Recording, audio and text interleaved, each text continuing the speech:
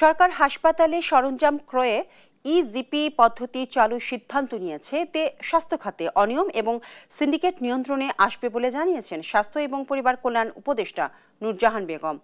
শনিবার দুপুরে Rangpur medical college হাসপাতাল পরিদর্শন শেষে সাংবাদিকদের তিনি এই কথা বলেন। উপদেষ্টা আরও বলেন, হাসপাতালগুলোর স্বাস্থ্যসেবার মান উন্নয়নে বিশেষ নজর দেওয়া হচ্ছে। পাশাপাশি রংপুর মেডিকেল কলেজ হাসপাতালের চাহিদা অনুযায়ী চিকিৎসক, নার্স সহ প্রয়োজনীয় জনবল নিয়োগের পদক্ষেপ নেওয়া হবে।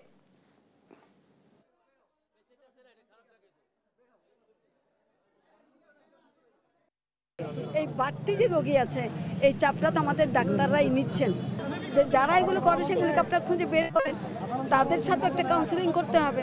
ডাক্তার নাই, নার্স নাই, টেকনোলজিস্ট নাই, হাসপাতালের ডাইরেক্টর ঠিক আমাদেরকে ব্রিফ করলেন ওনার কী কী দরকার, যন্ত্রপাতি কী দরকার, কিছু আমরা আশা করি যে আমরা দিয়ে দিতে পারবো।